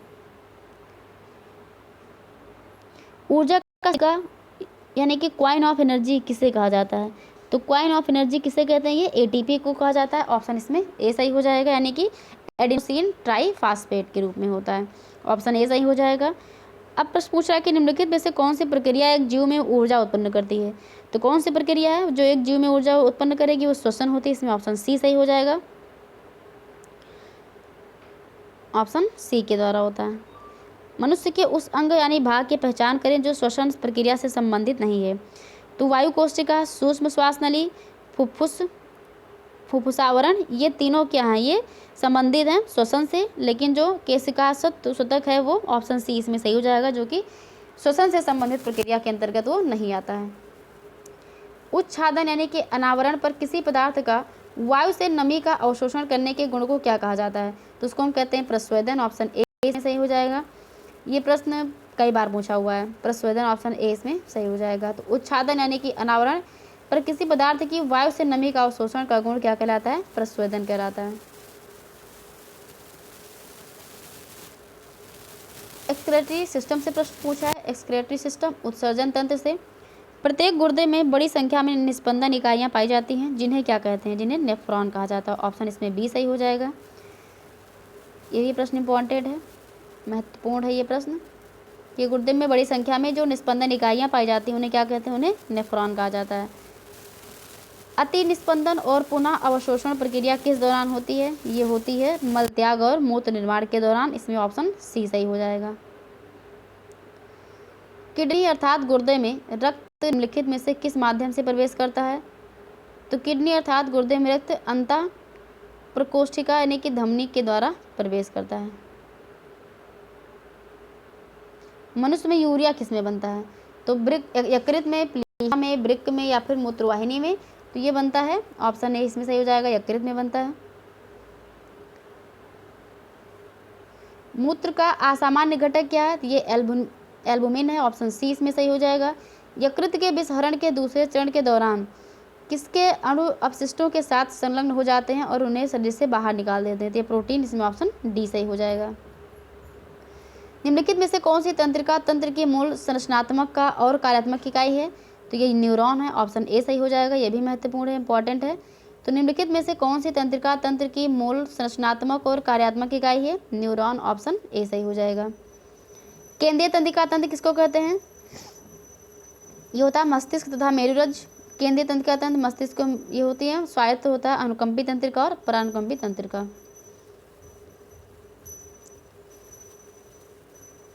निम्नलिखित में से कौन सा मेरुरज्ज का एक महत्वपूर्ण कार्य है? तो मेरुरज्ज का कार्य क्या है? इसका कार्य है प्रतिवर्ती क्रियाओं का नियंत्रण, इसमें ऑप्शन सी सही हो जाएगा। ऑप्शन सी इसमें सही हो जाएगा। तो मेडुला ऑब्लांगेटा का पिछला भाग क्या कहलाता है? मेरुरज्ज कहलाता है। मेरुरज्ज का जो अंतिम सिरा होता है पतले सूत्र के रूप में होता है और मेरुरज्ज के चारों ओर ड्यूरोमेटर, ऑर्गनाइट और पायमीटर का बना आवरण पाया जाता है। इसके दो कार्य होते हैं, एक होता है प्रतिवर्ती क्रियाओं का नियंत्रण एवं समन्वय करती है और दूसरा ये मस्तिष्क में आने वाली उद्दीपनों का भी संवहन करती है। मनुष्य में कितनी जोड़ी कपाल तंत्रिकाएं पाई जाती हैं? तो मनुष्य में कितनी जोड़ी कपाल तंत्रिकाएं पाई जाती हैं? 12 जोड़ी, इसमें ऑप्शन बी सही हो जाएगा। और जो स्पाइनल तंत्रिकाएं होती हैं वो पाई जाती हैं 31 जोड़ी। निम्न में से कौन सा अग्र मस्तिष्क का हिस्सा नहीं है? तो मेडुला ये अग्र मस्तिष्क का हिस्सा नहीं है, ऑप्शन ए इसमें सही हो जाएगा। तो सेरेब्रम, हाइपोथैलेमस और थैलेमस ये तीनों क्या हैं? ये बी, डी और सी ये क्या है? ये अग्र मस्तिष्क के हिस्से हैं, जबकि मेडुला जो है ये एड्रिनल ग्लैंड का आंतरिक भाग होता है जिससे एपिनेफ्रिन और नॉरेपेनेफ्रिन हार्मोन्स का स्राव होता है। तो याद रखना है ये कि सेरेब्रम, हाइपोथैलेमस और थैलेमस ये अग्र मस्तिष्क का हिस्सा है। निम्नलिखित में से कौन सा तंत्रिका फाइबर से बना है जो प्रतिबिंब क्रियाओं से मध्यस्थता करता है और जो मस्तिष्क के आवेगों का आदान प्रदान करता है? तो ये हो जाएगा मेरुदंड, इसमें ऑप्शन बी सही हो जाएगा। इसका काम है स्नायविक आवेगों का संचालन और प्रतिवर्ती क्रियाओं का नियंत्रण एवं समन्वय। मनुष्य में कितनी जोड़ी स्पाइनल तंत्रिकाएं पाई जाती हैं? अभी हमने बताया था 31 जोड़ी पाई जाती हैं। रेटिना पर नेत्र द्वारा निर्मित प्रतिबिंब कैसे बनता है? रेटिना पर नेत्र द्वारा जो प्रतिबिंब बनता है वो वास्तविक होता है, उल्टा और छोटा बनता है। मानव नेत्र की न्यूनतम दूरी 25 सेंटीमीटर होती है। स्केलेटन सिस्टम से प्रश्न पूछा गया है कंकाल तंत्र से। मानव शरीर में सबसे बड़ी अस्थि कौन सी है? तो मानव शरीर में सबसे बड़ी अस्थि है उर्बिका, इसमें ऑप्शन डी सही हो जाएगा। इसी को फीमर कहा जाता है। सबसे बड़ी अस्थि कौन सी होती है? फीमर। ये क्या मतलब? जो जांघ होती है वही फीमर होती है। इसके अतिरिक्त मनुष्य के पैर में फीमर के नीचे टिबिया होती है। फिबुला पूछा जाता है इसमें से कौन से पैर में या हाथ के, जो हाथ और पैर की जो हड्डियां होती हैं उनके जो नाम होते हैं तो उससे संबंधित प्रश्न पूछे जाते हैं। जैसे टिबिया अगर पूछे, फिबुला, टॉर्सस, मेटासॉर्सस, फैलेंजेस, ये कहाँ पे? ये पैर की हड्डियां होती हैं। फीमर तथा टिबिया फिबुला के संधि स्थान पर एक गोल अस्थि होती है जिसे घुटने की अस्थि अथवा क्या कहा जाता है? पटेला कहा जाता है। हथेली में पाई जाने वाली हड्डी का क्या नाम है? तो उसको बोलते हैं मेटाकार्पस। अभी हमने कहा कि हाथ और पैर से संबंधित हड्डियों से प्रश्न पूछे जाते हैं। तो हथेली में जो पाई जाती है हड्डियां उनको कहा जाता है मेटाकार्पल्स, ऑप्शन इसमें डी सही हो जाएगा। बाकी ये पढ़ लीजिएगा आप लोग, टेलीग्राम पे हम PDF डाल देंगे, इससे प्रश्न बनते हैं महत्वपूर्ण, इसमें जो व्याख्या दी हुई है। निम्नलिखित में से कौन मानव शरीर की सबसे छोटी हड्डी है? सबसे छोटी हड्डी स्टेपीज होती है। कहाँ की? ये कान की हड्डी है। सबसे छोटी हड्डी कान की, जिसको स्टेपीज कहा जाता है। सबसे बड़ी कौन सी होती है? फीमर की होती है, जो जांघ की हड्डी होती है। सबसे छोटी कान की स्टेपीज होती है। अगर हम व्याख्या पढ़ेंगे तो वीडियो बहुत ज़्यादा लंबी हो जाएगी, तो इसलिए हम प्रश्नों को देख रहे हैं, जो महत्वपूर्ण तथ्य उनको हम देख ले रहे हैं। बाकी आप लोग जो व्याख्या दी हुई, एक्सप्लेनेशन दिया हुआ, ये आप PDF से पढ़ सकते हैं। आर्थोपेडिस्ट जिस प्रकार हड्डियों से संबंधित है उसी प्रकार किरापडिस्ट किससे संबंधित है? ये संबंधित है पाँव से। तो जिस प्रकार आर्थोपेडिस्ट हड्डियों से संबंधित है उसी प्रकार किरापेडिस्ट पाँव से संबंधित है। हृदय का अध्ययन क्या कराता है? कार्डियोलॉजिस्ट। और ध्वनि का अध्ययन फोनेटिक्स या स्वरी विज्ञान के अंतर्गत आता है। ये इंडोक्राइन सिस्टम से प्रश्न पूछा गया है। इंडोक्राइन सिस्टम का मतलब होता है अंतःस्रावी तंत्र। प्रश्न कह रहा कि अवटु यानी कि थायराइड ग्रंथि के सामान्य कामकाज के लिए आहार में निम्नलिखित में से किसका सेवन करना होता है? तो इसका सेवन होता है, उसमें ऑप्शन सी आयोडीन हो जाएगा। बचपन से पढ़ते आ रहे हैं हम।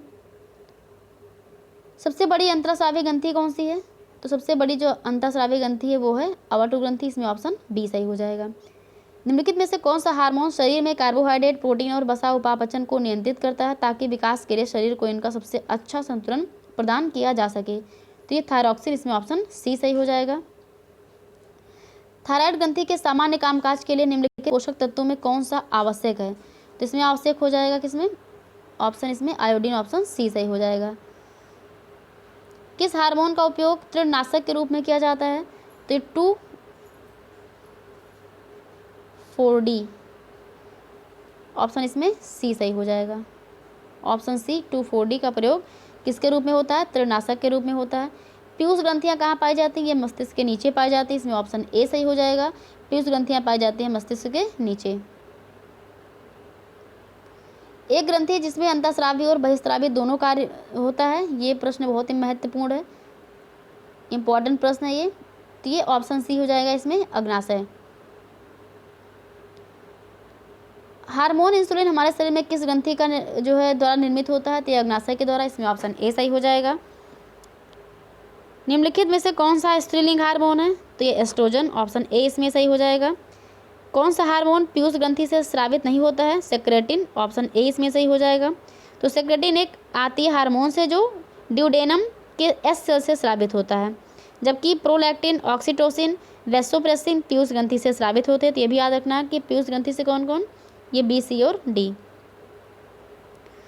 निम्नलिखित विकल्पों में से उस हार्मोन की पहचान करनी है जो बच्चों में बढ़ने में सहायक होता है। तो बच्चों के बढ़ने में सहायक होता है सोमैटोट्रोपिन, ऑप्शन इसमें डी सही हो जाएगा। इंसुलिन क्या है? इंसुलिन एक प्रकार का इसको हम क्या कहते हैं? तो हार्मोन कहते हैं या विटामिन? तो ये क्या है? हार्मोन है कि विटामिन है, एंजाइम है या फिर ये नमक है? तो इंसुलिन एक प्रकार का क्या है? ये हार्मोन होता है, इसमें ऑप्शन ए सही हो जाएगा। इंसुलिन एक प्रकार का हार्मोन होता है। इंसुलिन की खोज किसने की थी? इसकी खोज क्या की गई थी? फ्रेडरिक बेंटिक एवं चार्ल्स बेस्ट ने किया था 1921 में। इंसुलिन अग्नाशय के अंतःभाग लैंगरहिंस द्वीपिका की बीटा कोशिकाओं से स्रावित होने वाला एक हार्मोन है।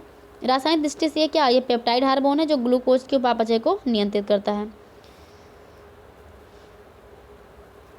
इंसुलिन के अल्पस्रावन से, जो इंसुलिन होता है अगर इसकी मात्रा शरीर में कम हो जाती है तो उससे जो रोग होता है उसको बोलते हैं हाइपोग्लाइसीमिया, उसको बोलते हैं मधुमेह। और जब अतिस्रावन होता है, यानी कि जब इंसुलिन की मात्रा कम हो जाती है उसको मधुमेह कहते हैं।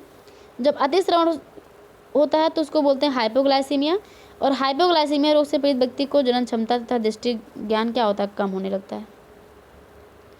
वही प्रश्न पूछा हुआ कि इंसुलिन के अतिस्रावन से कौन सा रोग होता है? तो ये हाइपोग्लाइसीमिया हो जाता है। और अल्पस्रावन से क्या होता है? मधुमेह होता है। अल्पस्रावन से मधुमेह होता है और अतिस्रावन से क्या होता है? हाइपोग्लाइसीमिया होता है। भ्रूण के किस चरण में शरीर के सभी अंगों की पहचान की जा सकती है? तो सभी अंगों को हम जान सकते हैं फीटस में, ऑप्शन सी सही हो जाएगा। निम्नलिखित में से कौन सा मानवीय पुरुष प्रजनन हिस्सा का जो प्रणाली है उसका हिस्सा नहीं है? तो डी मुहानी नली, इसमें ऑप्शन ए सही हो जाएगा। फेलोपियन ट्यूब को काटना और बांधना क्या कहता है? इसको हम बोलते हैं ट्यूबेक्टोमी, ऑप्शन ए इसमें सही हो जाएगा। ये महिलाओं में क्या? ये गर्भ निरोधन का एक अस्थायी तरीका होता है। अब प्रश्न पूछा गया है विटामिन से। निम्नलिखित में से किस खाद्य पदार्थ में उच्चतम प्रति ग्राम कैलोरी मान होता है? तो ये होता है घी में, ऑप्शन ए इसमें सही हो जाएगा।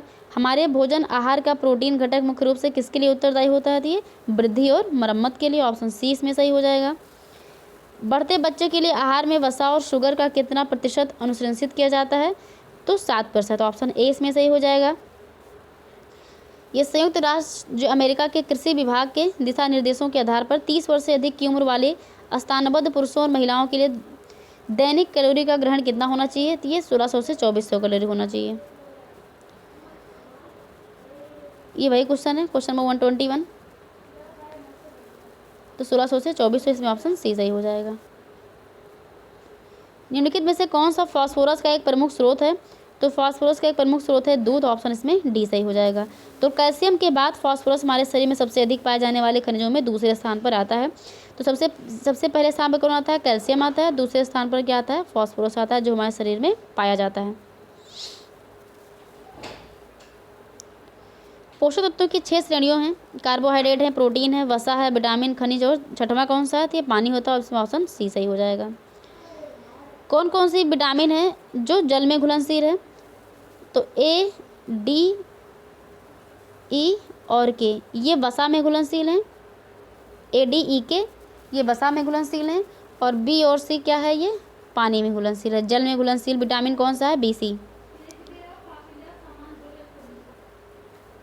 आलू निम्नलिखित में से किसका एक प्रमुख स्रोत है? तो आलू कार्बोहाइड्रेट का, इसमें ऑप्शन डी सही हो जाएगा।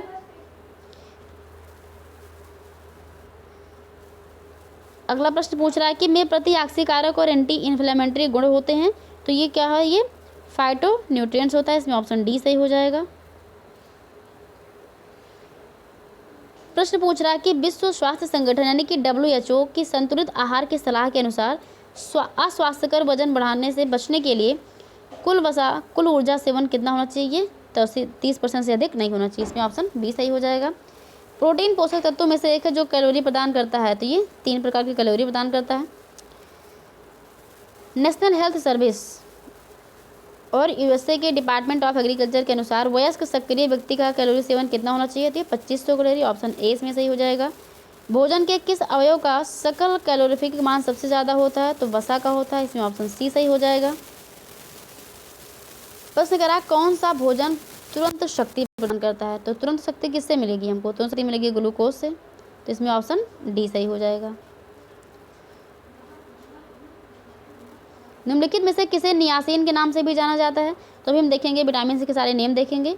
तो नियासिन किसका नाम है? ये विटामिन B3 को हम नियासिन कहते हैं। तो विटामिन B3 का रासायनिक नाम क्या है? केमिकल नेम, और विटामिन B3 इज नियासिन। शरीर में इसकी कमी से क्या होता है? पेलाग्रा नामक रोग हो जाता है। तो महत्वपूर्ण पूछा जाता है प्रश्न कि किसकी कमी से किस विटामिन की कमी से कौन सा रोग होता है?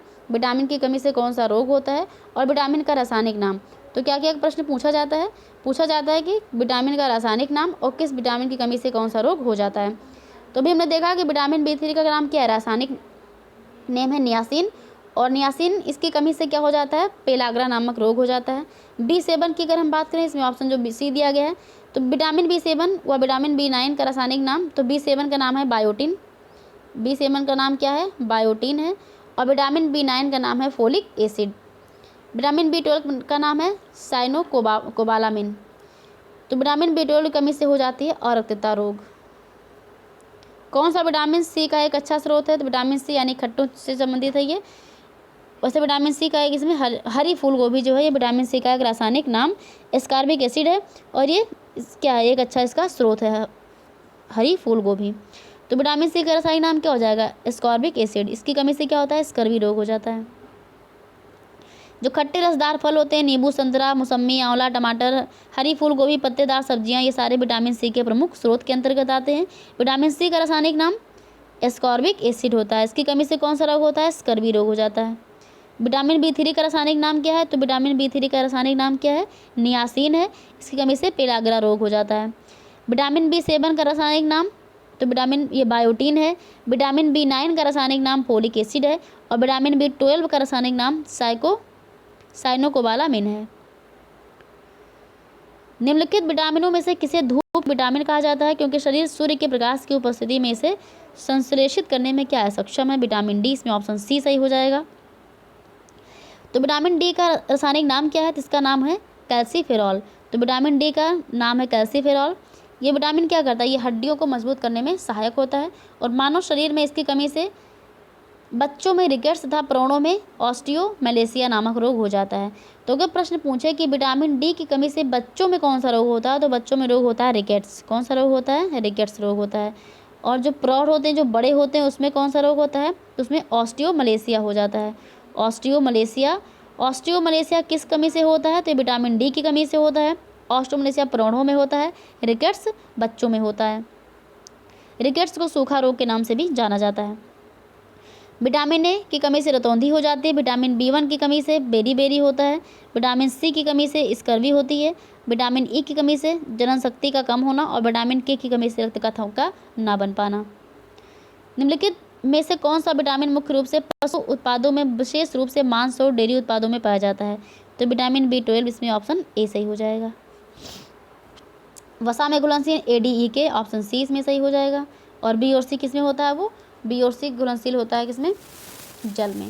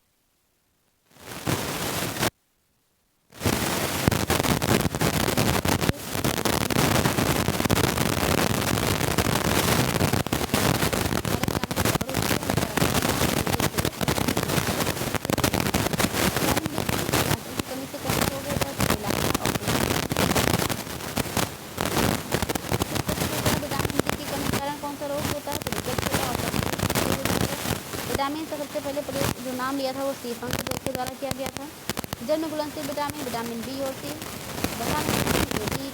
विटामिन ए का रासायनिक नाम रेटिनॉल होता है। इसकी कमी से रतौंधी, जीरोथैल्मिया और निप्टालोपिया, ये तीनों नाम याद रखने हैं। तो जीरोथैल्मिया भी विटामिन ए की कमी से होता है। विटामिन बी का रासायनिक नाम थायमीन, इसकी कमी से बेरीबेरी। विटामिन सी का रासायनिक नाम इसकी कमी से कौन सा रोग हो जाता है? स्कॉर्बिक स्कर्बी, थायमीन बेरीबेरी। विटामिन की नेम भी याद रखें, रासायनिक नाम किसी नाम से ही पूछ सकता है प्रश्न कि थायमीन की कमी से कौन सा रोग होता है, तो विटामिन बी की कमी से कौन सा रोग होता है। विटामिन डी की का रासायनिक नाम कैल्सीफेरॉल है और इसकी कमी से होने वाले रोग रिकेट और ऑस्टियोमेलेसिया हैं। विटामिन ई टोकोफेरॉल, जनन क्षमता में कमी। विटामिन के फ्लिकोइनोन का सट्टा न बढ़ना। विटामिन B3 नियासिन की कमी से पेलाग्रा रोग होता है। निम्नलिखित में से कौन सा विटामिन सी की कमी का लक्षण है? तभी हमने बात की स्कर्वी और इसमें हमने कहा था कि जो मसूड़ों के खून आना, दांत का आसमय गिर जाना, इसका ऑप्शन ए सही हो जाएगा। विटामिन ए की कमी से कौन सा रोग होता है? विटामिन ए की कमी से क्या हो जाता है? रतौंधी हो जाता है।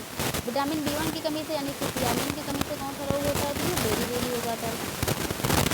कौन सा है विटामिन की कमी के कारण होने वाला रोग है? इसमें चेहरे, गर्दन, हाथ और पैरों पर गहरे लाल रंग के चकत्ते पड़ जाते हैं। तो यही पेलाग्रा होती है। ऑप्शन ए सही हो जाएगा, जो विटामिन B3 के कारण होता है। इसमें ऑप्शन ए सही हो जाएगा।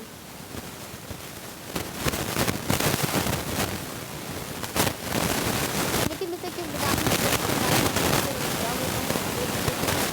कारण ऑप्शन ए सही हो जाएगा। विटामिन से कौन सा रोग होता है? रतौंधी, आंखों का होना, दृष्टि का समाप्त होना। किसी भी शब्दों के माध्यम से पूछ सकता है कि रतौंधी या आंखों का सूख होना और दृष्टि का समाप्त होना। रोग होता है। विटामिन सी की कमी से जिसमें स्कर्वी नामक रोग होता है, से रक्तस्राव होने लगता है और दांत में दर्द होता है। विटामिन के रक्तशर्करा नहीं बनता और कटे हुए स्थान पर विकास बहुत अधिक होने लगता है। घातक रक्ताल्पता को पर्याप्त मात्रा में स्वस्थ लाल रक्त कोशिकाएं नहीं बना पाता है, क्योंकि इसमें पर्याप्त मात्रा में क्या नहीं होता है, जिसमें विटामिन B12 ऑप्शन इसमें जाएगा।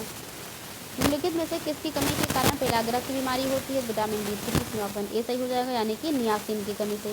B3 ना दे करके यहाँ पे नियासिन भी दे सकता था, तो रासायनिक नाम भी याद रखना है विटामिन के नाम के साथ साथ। निम्नलिखित में से किस विटामिन की कमी से बच्चों में सूखा रोग यानी रिकेट्स हो जाता है? विटामिन डी सही हो जाएगा।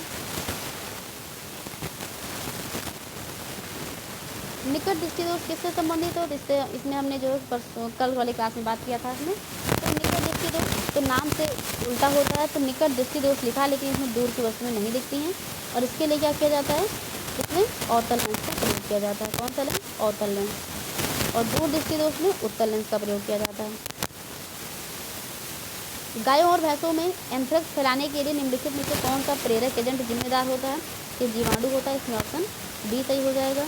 तो जीवाणु की खोज किसने की थी? 1683 में हॉलैंड के वैज्ञानिक थे एंटोनी यानी कि ल्यूवेनहॉक। बैक्टीरिया की खोज किसने की थी? ल्यूवेनहॉक ने की थी। इनको जीवाणु विज्ञान के पिता के रूप में भी जाना जाता है। जीवाणु से होने वाले कौन से रोग? तो बैक्टीरिया से, वायरस से, बाकी जो पैरासाइट्स इनसे जिससे कौन कौन से रोग होते हैं जो है इस वाली क्लास लेके आएंगे। आपको याद रख सकते हैं कि बैक्टीरिया से होने वाले जो रोग हैं और वायरस से होने वाले रोग, इन सारे जो पैरासाइट्स हैं कौन कौन से इनसे रोग हो सकते हैं। तो जो बैक्टीरिया से होने वाले रोग हैं जैसे कि एंथ्रेक्स, टिटनेस, टाइफाइड, डिथीरिया, काली खांसी, प्लेग, हैजा और कालरा। किसी कमी से रिकेट्स होता है? विटामिन एक ऑप्शन है विटामिन डी की कमी से हो जाता है। कितनी बार ये प्रश्न आ चुका है कि प्रश्न को मतलब रिवीजन करते करते ही एक प्रश्न का कितनी बार रिवीजन हुआ है। देखिए कितनी बार ये प्रश्न पूछा गया, सारे विटामिन से संबंधित होंगे। इसका भी रोग विटामिन की कमी से होता है, विटामिन सी की कमी से, इसमें ऑप्शन डी सही हो जाएगा।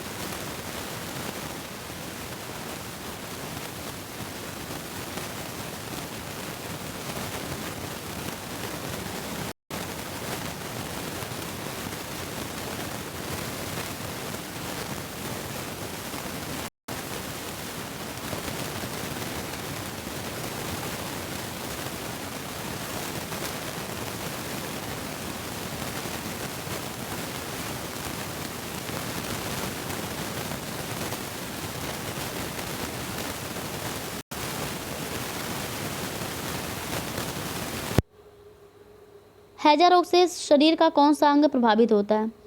तो विब्रियो कॉलेरिया एक जीवाणु होता है जो एंटेरोक्सिन कॉलेरा टॉक्सिन उत्पादन करता है। इसका प्रभाव छोटी आंत पर पड़ता है और इस रोग का जो लक्षण होता है अधिक दस्त होना।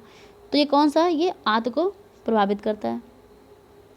मलेरिया की दवा कुनैन, ये सिनकोना के बच्चे से, ऑप्शन ए सही हो जाएगा।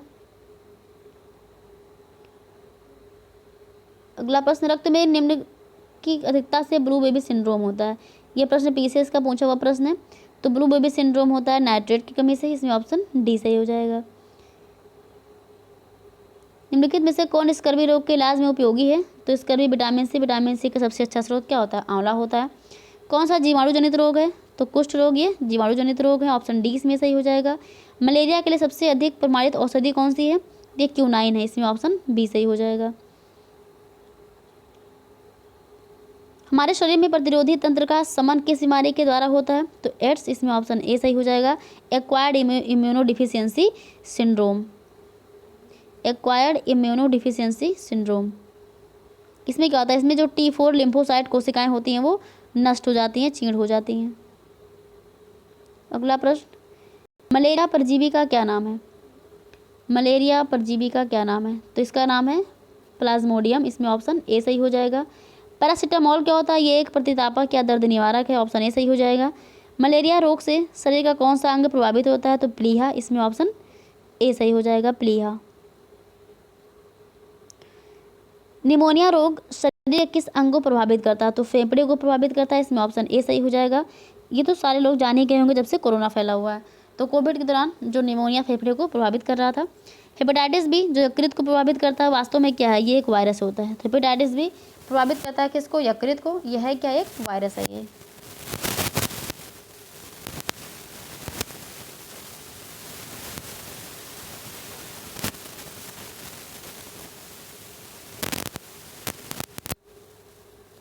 अगला प्रश्न, इसमें कह रहा है कि BCG वैक्सीन किस रोग में प्रयुक्त होता है? प्रयुक्त होता है क्षय रोग में, इसमें ऑप्शन बी सही हो जाएगा। कौन से मधुमेह के लक्षण नहीं है? तो सांस की कमी, ये मधुमेह का लक्षण नहीं है। हम सारे प्रश्नों को देख रहे हैं, जो बाकी ये व्याख्या दी हुई है महत्वपूर्ण है, आप लोग ये टेलीग्राम से PDF लेकर के पढ़ लीजिएगा। ताप या ज्वर को कम करने के लिए निम्नलिखित में से कौन सी दवा का इस्तेमाल होता है? तो एंटीबायोटिक्स होता है, इसमें ऑप्शन सी सही हो जाएगा। कौन सा बैक्टीरिया जनित रोग नहीं है? तो ये दमा जो है ये बैक्टीरिया जनित रोग नहीं है, ये एक संक्रमण रोग है। ये एस्पेरलिस फ्यूमोगिटस नामक एक बीजाणु मनुष्य के फेफड़ों में पहुंचकर वहां जाल बना लेता है और इसमें फेफड़ों के नालियों में सिकुड़न आ जाती है और लोगों को क्या होता है? इसमें सांस लेने में कठिनाई होती है। टाइफाइड जो होता है ये होता है साल्मोनेला टाइफोसा बैक्टीरिया के कारण। प्लेग जो होता है ये पेस्ट बैसिलस या पास्चुरेट पेस्टिस से होता है और डिप्थीरिया या कोरोनी बैक्टीरियम डिप्थीरी से होता है।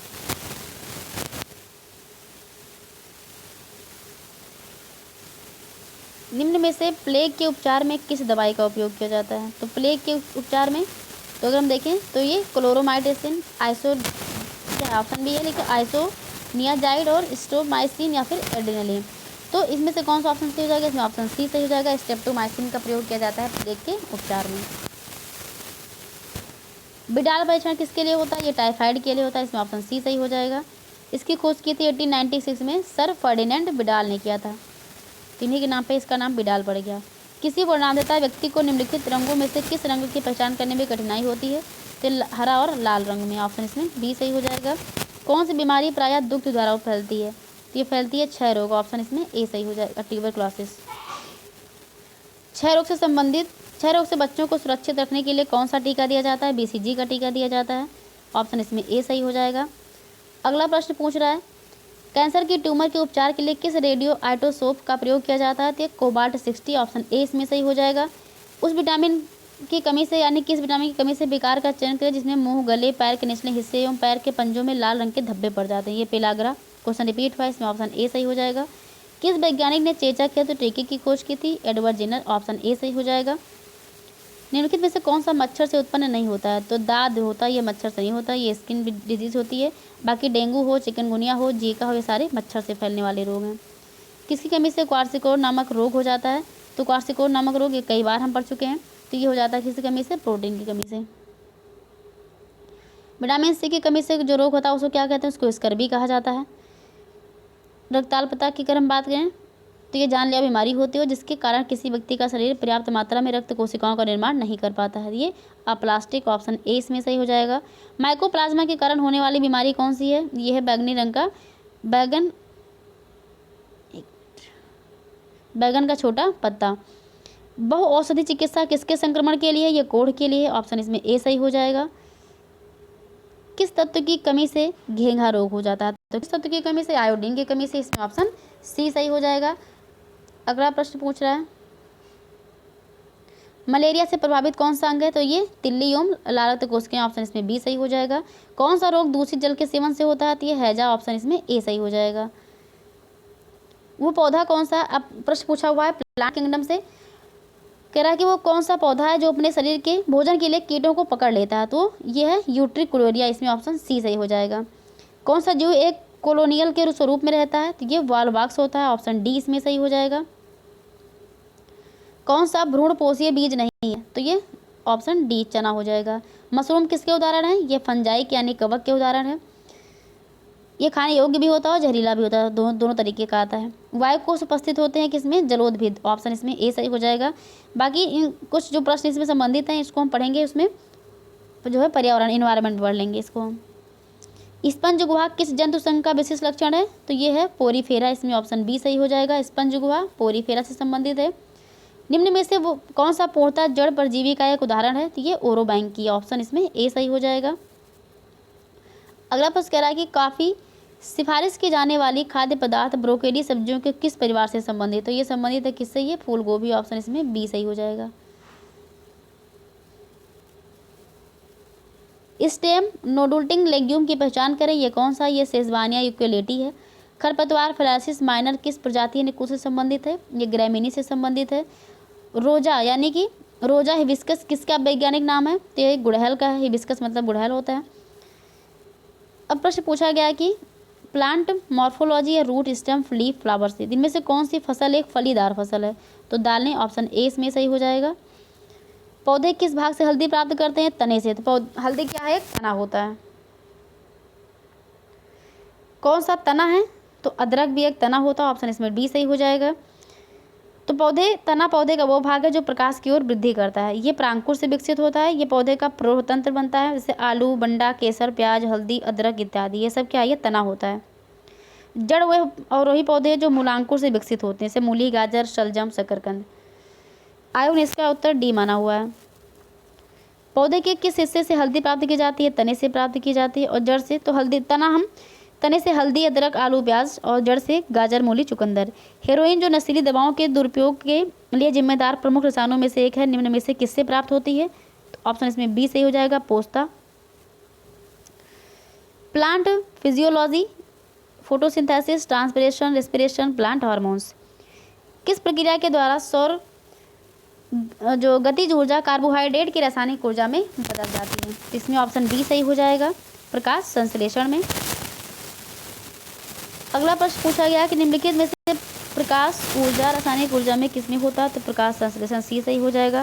प्रकाश संश्लेषण की क्रिया में प्रकाश ऊर्जा किसमें बदलती है? रासायनिक ऊर्जा में। प्रकाश संश्लेषण में रोशनी किस ऊर्जा में परिवर्तित होती है? रासायनिक ऊर्जा में। वही प्रश्न बार बार क्या हो रहा है? रिपीट हो रहा है, बस शब्दों का हेरफेर किया गया इसमें। वाष्पीकरण की प्रक्रिया के बारे में निम्नलिखित में से कौन सा सही है? तो ये सतह के क्षेत्र में वृद्धि होने पर बढ़ती है, ऑप्शन बी इसमें सही हो जाएगा। जल चक्र के दौरान वाष्पीकरण की प्रक्रिया में एक पौधे का निम्नलिखित में से कौन सा हिस्सा शामिल नहीं होता है? तो इसमें पत्तियां शामिल नहीं होती, ऑप्शन इसमें बी सही हो जाएगा।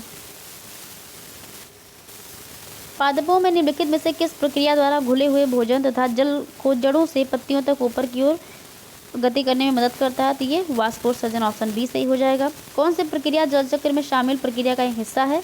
तो वाष्पीकरण, बाकी ये तीनों नहीं है। वाष्पीकरण की प्रक्रिया के बारे में कौन सा कथन सही है? तो ये द्रव अवस्था गैसीय अवस्था में बदल जाता है, यानी कि पानी क्या होता है? भाप बनकर ऊपर उठ जाता है। पौधे में होने वाली क्रियाओं में से एक जो इनका तापमान कम कर सकती है उसको हम वाष्पोत्सर्जन कहते हैं। अगला प्रश्न कह रहा है इसमें कि पौधे की पत्तियों के बहुत छोटे छिद्रों तथा स्टोमेटा के जरिए पानी के वाष्पीकरण को क्या कहा जाता है? इसको हम बोलते हैं ट्रांसपिरेशन, ऑप्शन इसमें सी सही हो जाएगा। निम्नलिखित में किसके द्वारा प्रकाश जो ऊर्जा है वो प्रकाश प्रतिक्रिया में अंधकार प्रतिक्रिया में स्थानांतरित होती है? तो ये एटीपी एडेनोसिन ट्राइफॉस्फेट होता है। पौधों में मूल रोमों द्वारा जल जिस प्रक्रिया से अवशोषित किया जाता है वो क्या कहलाता है, उसको हम बोलते हैं परासरण। क्रेब चक्र का दूसरा नाम क्या है, सिट्रिक एसिड चक्र। ये ऑप्शन ए सही हो जाएगा, महत्वपूर्ण प्रश्न है ये, सिट्रिक एसिड चक्र। एक सिंथेटिक ऑक्सीजन क्या है, तो इसमें क्या हो जाएगा, इसमें ऑप्शन डी NaA, ये सही हो जाएगा। अगला प्रश्न क्या पूछ रहा है, ये संबंधित है आनुवांशिक इंजीनियरिंग एवं बायोटेक्नोलॉजी से। पेनिसिलिन किस सूक्ष्मजीवी से प्राप्त किया जाता है, ये कवक से प्राप्त किया जाता है, ऑप्शन डी सही हो जाएगा। भारत में व्यावसायिक रूप से जारी पहला आनुवांशिक रूप से संशोधित पौधा कौन सा है, ये बीटी वैगन, इसमें ऑप्शन सी सही हो जाएगा। प्रसिद्ध डाली भेड़ किस तकनीकी के परिणाम स्वरूप अस्तित्व में आई थी, तो ये क्लोनिंग की, इसमें ऑप्शन ए सही हो जाएगा। एशिया का प्रथम मानव DNA बैंक कहाँ स्थापित किया गया, लखनऊ में, ऑप्शन ए सही हो जाएगा ये। अब मिसलेनियस प्रश्न पूछा गया है, स्टील को जंगरोधी बनाने के लिए इनमें कौन सी धातु मिलाई जाती है, तो ये क्रोमियम को मिलाया जाता है। स्टेनलेस स्टील इस्पात में 15% क्रोमियम होता है, ये कठोर होता है, इसके कारण स्टील में जंग नहीं लगता है। कुछ पौधों के बीज अंकुरित नहीं हो पाते यदि वे फल भक्षी पक्षियों के पाचन क्षेत्र से ना गुजरे तो यह है बीज आवरण अपारगम्यता, ऑप्शन बी सही हो जाएगा। दूध को दही के रूप में खट्टा करना किसका उदाहरण है, ये किण्वन का, ऑप्शन सी सही हो जाएगा। निम्नलिखित में से कौन सा कंडीशनल एमिनो एसिड है, तो कंडीशनल एमिनो एसिड इसमें से कौन सा हो जाएगा, तो ये इसमें ऑप्शन डी सही हो जाएगा, आर्जिनिन हो जाएगा, ऑप्शन डी सही हो जाएगा। अगला प्रश्न कह रहा है कि रिमझिम के चिकित्सक ने तीव्र वसाने वाले भोजन का अधिक सेवन न करने की सलाह दी है। यदि रिमझिम अपने चिकित्सक की सलाह का पालन नहीं करती है तो उसे निम्नलिखित में से किससे खतरा हो सकता है, तो ये हृदय रोग, ऑप्शन बी सही हो जाएगा। आंसू का pH कितना होता है, 7.4 होता है, जितना कि ब्लड का होता है, और ये दोनों क्या है, क्षारीय होते हैं। पुस्तक है फंगी एंड प्लांट डिजीज़ के लेखक कौन है, तो ये हैं BD मुडुंकर, ऑप्शन बी सही हो जाएगा। रैपसीड, अरहर, हाइब्रिड मक्का, ज्वारी और जूट का बीज गुणक अनुपात कितना होता है, 1:100 होता है। पुणे में कृषि विज्ञान विभाग की स्थापना किस वर्ष की गई थी, 1932 में की गई थी। तो ये लास्ट है, सामान्य रूप से फॉर्म यार्ड खाद में मौजूद नाइट्रोजन का प्रतिशत कितना होता है, तो ये 0.5 होता है। रुई की एक गांठ का वजन कितना होता है, 180 किलोग्राम होता है। इसे पूछ रहा है संगत मैच, तो प्रिंटिंग प्रेस ये जोहान्स गुटेनबर्ग से संबंधित है। बैक्टीरिया लेबनहॉक, ऑक्सीजन लेबेजियर, लेकिन हाइड्रोजन ये ब्लेस पास्कल से संबंधित नहीं है। इसकी खोज किसने की थी, कैवेंडिश ने की थी। एक पेड़ की उम्र का पता कैसे लगाया जाता है, तो ये लगाया जाता है वर्तमान में उसके छल्ले से, ऑप्शन सी सही हो जाएगा। Fruit cracking is due to the deficiency of, यानी किसकी कमी के कारण फल चटकता है, फटता है, तो बोरान की कमी से कारण, ऑप्शन इसमें बी सही हो जाएगा। खट्टे फलों में कैंकर की बीमारी किसके कारण होती है, तो ये बैक्टीरिया से, ऑप्शन सी इसमें सही हो जाएगा। आलू में ब्लैक हार्ट किसके कारण होता है, ये भंडारण में O2 की यानी ऑक्सीजन की कमी से होता है।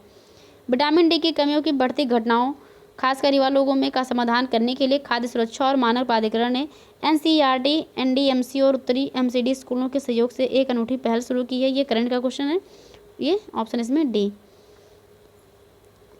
ये करंट से संबंधित प्रश्न है। तरल नाइट्रोजन में 1-196 डिग्री सेल्सियस पर अंगों, कोशिकाओं और ऊतकों को संरक्षित करने की प्रक्रिया को कहते हैं हम क्या, क्रायो संरक्षण, ऑप्शन इसमें बी सही हो जाएगा। तो ये प्रश्न थे, महत्वपूर्ण थे, बायोलॉजी से संबंधित सारे प्रश्न, सारी शाखाओं से हमने सारे प्रश्नों को देख लिया, रिवीजन कर लिया, और ये भी देख रहे कौन से प्रश्न महत्वपूर्ण है, ज़्यादा महत्वपूर्ण है, कौन कौन से प्रश्न क्या हो रहे हैं, बार बार परीक्षाओं में पूछे जा रहे हैं, रिपीटेशन उनका हो रहा है। तो आज की क्लास में हमने बायोलॉजी पूरी कंप्लीट कर ली अच्छे तरीके से। प्रश्न आपको यहीं से मिलेंगे, 100% हम बता रहे हैं।